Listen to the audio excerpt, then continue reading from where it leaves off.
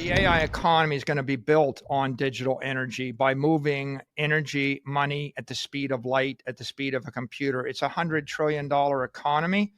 There is one digital energy network. If you own it, if you control and participate in that $100 trillion economy. If you don't, you're locked out of the economy. The AIs are going to think a million times a second, and they're going to want to trade a million times a second with each other.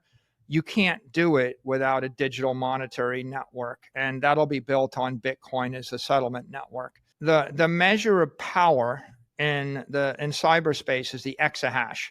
If you want to create a system that can't be corrupted, censored, tampered with, or hacked by an AI or by another computer, you need raw power combined with the power of cryptography, a wall of digital energy or encrypted energy. And so if I wanted to send $10 billion, the only way to do it is with Bitcoin. If I want to lock down a cyber system against cyber attack, where I want to authenticate it and make it tamper-proof, what you want is public-private key cryptography embedded into the Bitcoin blockchain, backed by 20 gigawatts of electricity, 850 exahash. No one can crack that, right? And we have a situation today where Satoshi could prove to you in 1 second that they are in possession of $80 billion worth of capital by simply signing a message with their private key. Michael Saylor unveiled an ambitious cryptocurrency strategy at the White House Digital Assets Summit, claiming the United States could unlock up to $100 trillion in economic value over the next decade.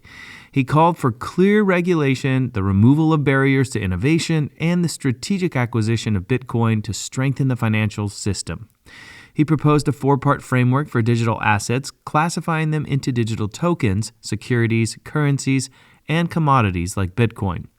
His plan aims to reduce regulatory uncertainty, ensure the U.S. dollar maintains its dominant position in global trade, and integrate cryptocurrencies into mainstream finance. He also urged the government to support major banks in holding and trading Bitcoin and to end what he called hostile tax policies toward the sector. The summit, seen as a turning point toward a more pro-cryptocurrency stance under the Trump administration, brought together industry leaders from Coinbase, Ripple, Kraken, and others.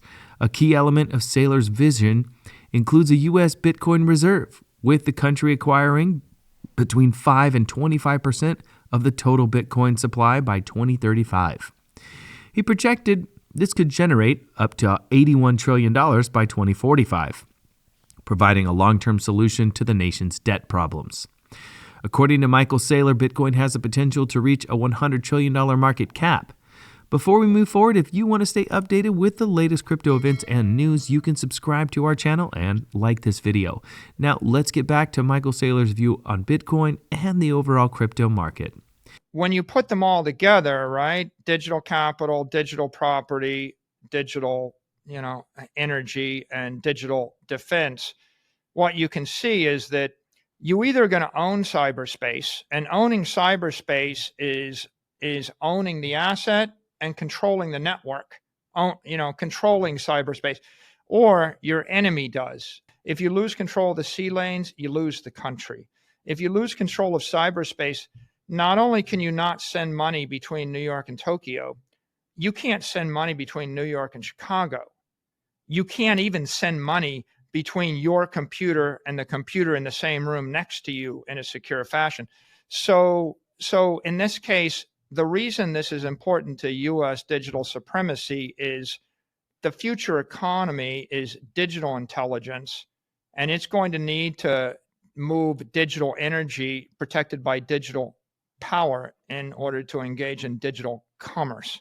And Bitcoin is that digital energy network, and that's why it's in the best interest of the U.S. to own it. U.S. spot Bitcoin ETFs saw net inflows of approximately $2.8 billion over the past 5 trading days, contributing to the Bitcoin price surge from approximately $85,000 to $94,000. The iShares Bitcoin Trust alone generated $1.3 billion of these inflows. Michael Saylor stated, "IBIT will be the largest ETF in the world in 10 years. For comparison, IBIT currently has a market cap of $54 billion. Eric Balchunas, senior ETF analyst at Bloomberg, acknowledged the possibility of IBIT becoming the largest ETF, but noted that it would be extraordinary. It's possible, especially if IBIT starts absorbing more cash than VOO, but it would require capital inflows well in excess of $1 billion per day, likely on the order of $3 to $4 billion per day, to make headway. In short, extraordinary events are expected, but it's possible, Balchunas noted. Meanwhile, annualized trading volume in Bitcoin ETFs with investors long the ETF and short CME Bitcoin futures contracts reached nearly 10%, up from 5% in early April. This increase, combined with a 2,000 Bitcoin jump in futures open interest last week, suggests that some of the net ETF inflows may not be solely directional bets, but part of ETF trading volume. Bitcoin adoption could accelerate after the U.S. Federal Reserve eased restrictions on banks involved in cryptocurrency-related activities, paving the way for institutional participation. Bitcoin adoption by U.S. financial institutions could see a significant boost after the U.S. Federal Reserve withdrew its guidelines, discouraging banks from participating in cryptocurrencies.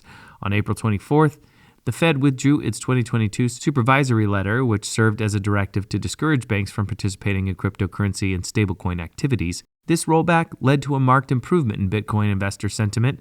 The 2022 guidelines initially warned that cryptocurrencies could pose risks to investors and the stability of the U.S. financial system. The Fed's decision means that banks are now free to begin supporting Bitcoin, said Michael Saylor. The Federal Reserve's decision constitutes a significant step forward, as it will simplify the process of institutional adoption.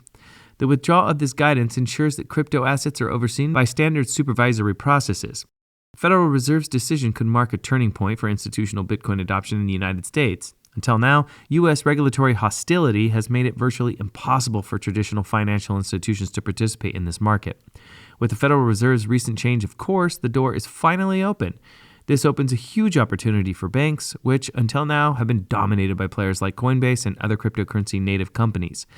The Federal Reserve has revoked its guidance to banks, requiring them to notify the regulator before engaging in any cryptocurrency-related activities. The Federal Reserve withdrew its 2022 supervisory letter requiring banks to provide advance notification of their cryptocurrency-related activities, among other risk management practices and compliance controls, according to a press release.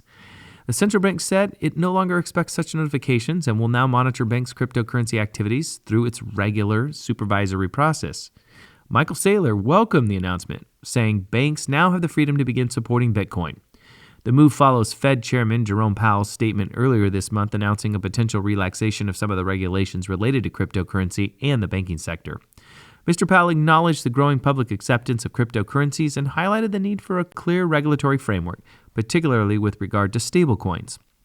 The Trump administration has been vocal in its support of the cryptocurrency industry, establishing an SEC working group dedicated to cryptocurrencies, repealing an accounting directive prohibiting banking institutions from providing custody services for digital assets, and establishing a strategic Bitcoin reserve.